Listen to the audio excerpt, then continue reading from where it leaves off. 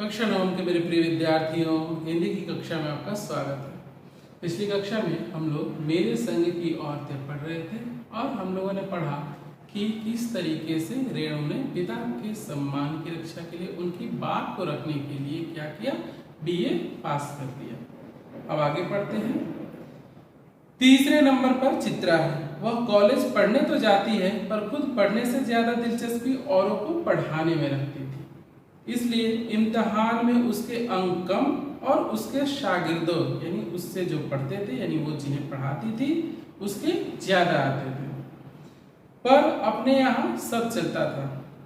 उसकी शादी का वक्त आया तो उसने एक नजर में लड़का पसंद करके ऐलान कर दिया कि शादी करेगी तो उसी से करेगी, यानी जो उसके लिए उसके पिता ने लड़का दिखाया, चित्रा ने क्या किया, पसंद कर लिया कि अब शादी करेगी तो उसी से, यानी उसे वो लड़का पसंद आ गया।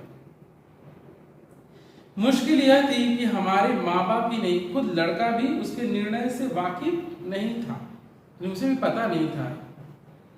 पर उसका कहना था वह जो सोच लेती है करके रखती है, यानी चित्रा जो सोच लेती है उसको वह पूरा करके छोड़ती है। तो उसने शादी उसी लड़के से की।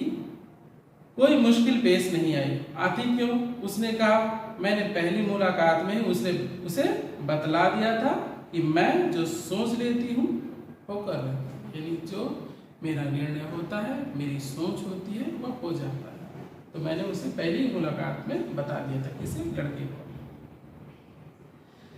तो उसने बात आगे खींची ही नहीं, पहली मुलाकात में हथियार डाल दिया। हमें सबसे छोटी बहन अचला काफी दिनों तक कुछ कम खिस्ती मालूम पड़ती थी। पिता का कहा मानकर पहले अर्थशास्त्र किया, फिर पत्रकारिता में दाखिला लिया, ढंग से पढ़ाई की, पास हुई, फिर पिता की पसंद से शादी भी कर ली, पर उसके आगे लीक पर नहीं चल पाई। यानी ये जितना ये था बनी बनाई परिपाटी, जो पिता ने कहा वो किया, सब कुछ किया, पर उसके बाद वह अपने बनाए रास्ते पर चली। घर बार में मन ज्यादा रुचा नहीं और मंजुल और मेरी तरह उम्र के 30 वर्ष पार करते ही लिखने का रोग लग गया। यानी वो 30 वर्ष की जब अवस्था को पार कर गई तो उसने भी हिंदी लेखन में प्रवेश किया और लिखने लगी।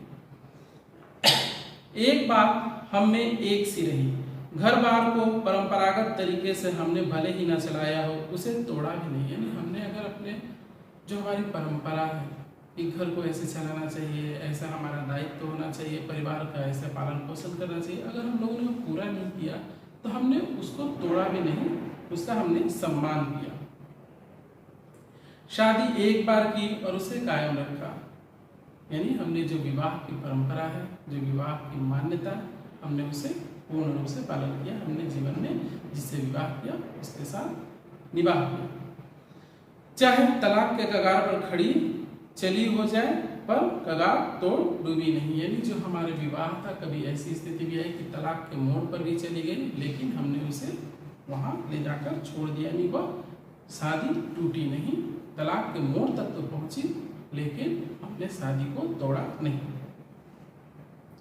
शायद इसीलिए कि जैसा मैंने अपने पहले उपन्यास में लिख डाला था, हम सभी विश्वास करती रही होंगी कि मर्द बदलने से कोई प्रयोजन सिद्ध नहीं होता। मान लीजिए जीवन में उतार चढ़ाव आते हैं, हमारे मनभेद हो जाते हैं, मतभेद हो जाते हैं, तो इसका ये मतलब नहीं कि उस चीज को बदल लेने से समस्याएं समाप्त हो जाएंगी।